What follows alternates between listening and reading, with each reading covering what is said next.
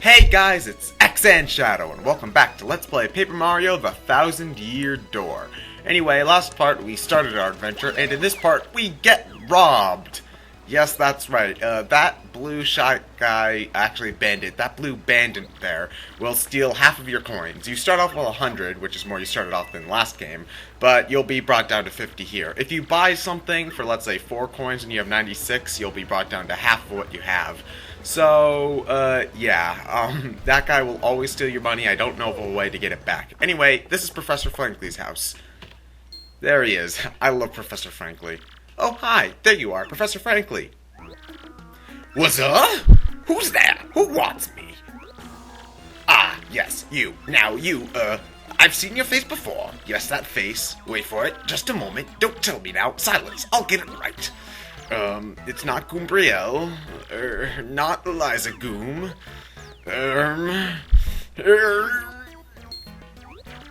Aha! I got it! You're Goombella, aren't you? You were in my archaeology class last year, am I right? Oh, wow, yes, sir. That's me. I'm Goombella, a junior at UGoom. Go Goombas! Of course I remember you. Not to toot my own horn, but I'm pretty good at remembering. Right, Frankly. Right. Who? I love this. I love Frankly. Anyway, Professor Frankly is one of the most hilarious characters in the game. Especially if you've known a teacher who's like this, the sort of really smart guy who's really ditzy and talks in a really weird way. He's just, I love Professor Frankly. I mean, just look at those Dr. Insano glasses. Anyway, here we find out that Professor Frankly is studying the magical map in the crystal stars in the legendary treasure. He's pretty much going to be our main NPC for the game. He's pretty much our main source of information. He helps us, tells us what to do next. I love him. He is so much fun, one of the best characters in the game. Some say it's an infinitely vast treasure hoard, while others say it's a magical item. But some books say it's actually a monster, while others claim it's an empty chest. So many different theories. Obviously, it's impossible to divine the truth among them. But I'll agree on one point. To find the treasure, one must have the crystal stars. We heard the purple guy talk about the crystal stars. Huh. I wonder if they're gonna be important. Well, of course they're gonna be important. Every game must have its MacGuffin. Hold the magical map aloft the entrance to the 1,000-Year Door. Then the stars will light the way that leads to the stones of yesterday. I love Paper Mario 2. Just, a lot of the backstory is really intriguing. It's not just what Frankly tells you. There's also some stuff you can look up on your own around the town that's really great, and you can, you can just, discover the history of the town and the previous town himself. It's yourself, and it's awesome. Really? You actually have it? Could I just take a look at it if you don't mind? Oh my god, a piece of paper! Wow, he really is going oh my god about that piece of paper.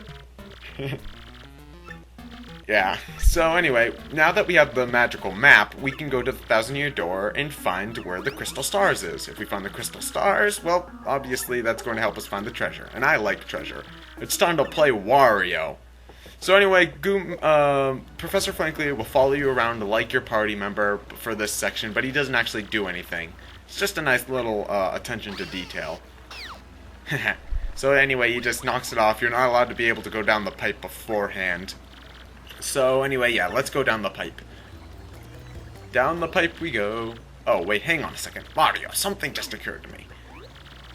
I'm fairly certain that there are quite a few hoodlums below, so keep your guard up. You do know about your action commands, don't you? I explained action commands last part, so I'm not really gonna tell you them. But if you are unsure of your action commanding skills, you can practice them there. So anyway, yeah. I didn't want to talk to you, I wanted to jump. There we go, let's go down the hole. Mario, go down the hole.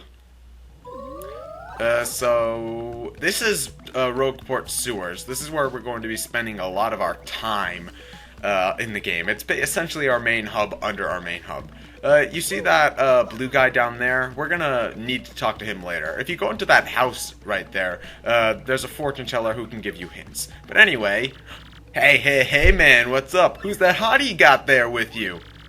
What's up, baby? Why don't you hang with us for a while? We play real nice. Man, what a fine-looking Goomba doing with a tubby mustache man like that. Oh, it is like so sweet that you boys think I'm cute. Seriously, yeah, guys like you make me feel like totally barfing. Now get out of our way. I love Goombella. She's so snarky, it's awesome. So here we're going to have one of our first battles. It's a mandatory battle. We're going to be introduced to pretty much enemy conditions, like conditions around enemies that you have to fight around.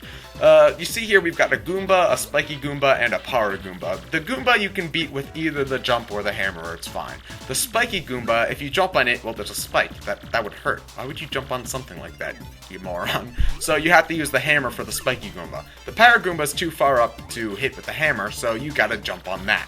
That's pretty much the only strategy when it comes to attacking enemies is whether or not you're going to be able to hit them with a certain type of attack. When it comes to the partners, it's a little bit different. Some partners can only hit on the ground, some partners are only capable of jumping attacks. You know, you gotta be careful when you're choosing your attacks, who to use in what situation. Anyway, what I'm doing right now is the Tattle log. Goombella, if you use the Tattle move, is able to get more information on each enemy that you come up against. If you use it, you'll be able to find out how much attack points they do, how much defense points they do, and most importantly, you'll be able to see a permanent HP bar underneath every type of character that we see. Like, for example, I used Tattle on this Spiky Goomba here, and now, afterwards, you see the HP bar under there, showing that he has 2 HP.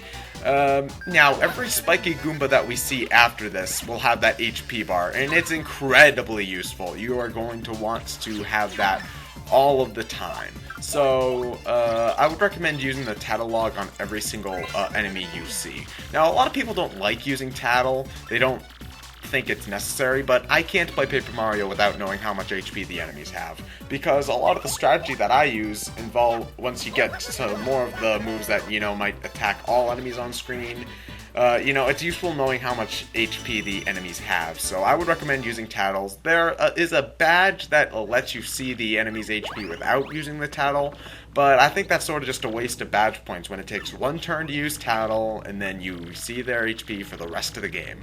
So, yeah, after that tutorial battle now will be, there will be enemies walking around on the field. So, if you see a Goomba walking around, you know, that's a bad guy, and if you run into them, you'll take damage.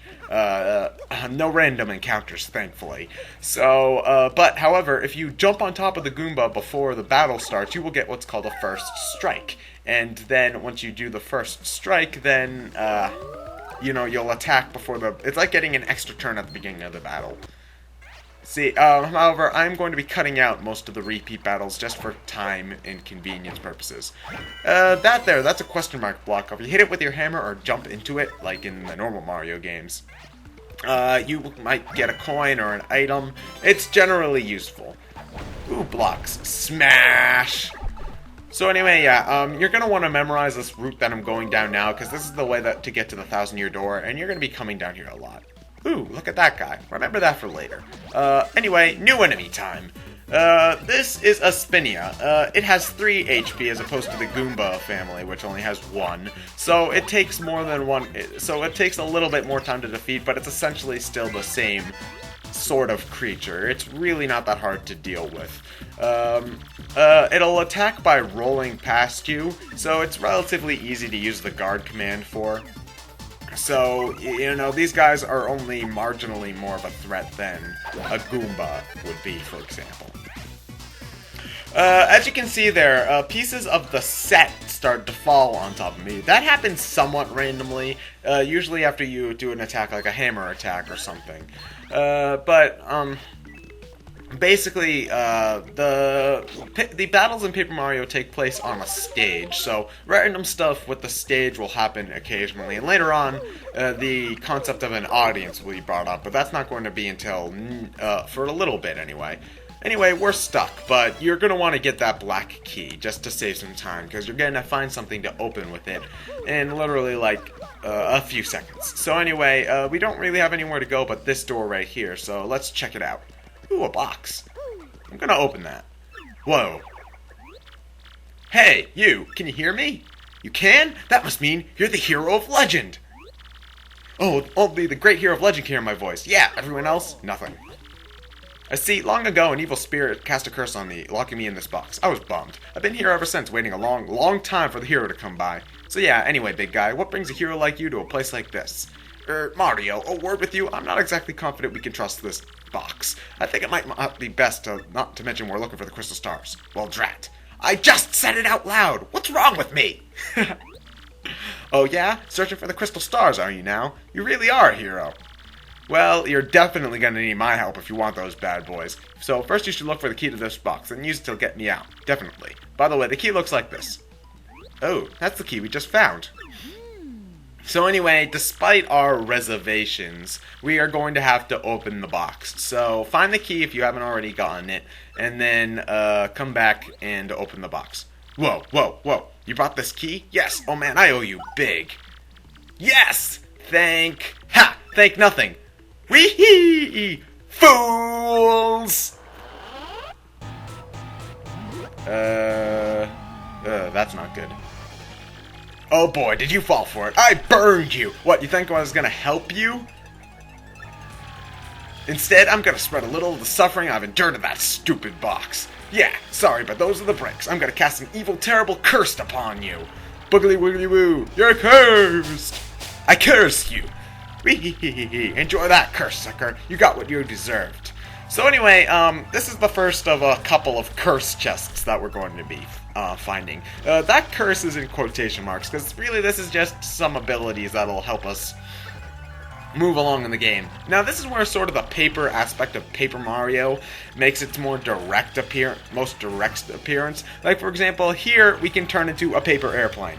You go onto the glowing panels. We saw a few earlier, and then you turn into a paper airplane. If you tilt the control stick back in the opposite direction that you're facing, you will start to point up, and if you press it forward, you'll start to go down. So then you have to use that carefully to go across long distances. It takes a little bit of practice to get used to, but it's a fun little puzzle gimmick, and it's neat to see the paper aspect actually take some form.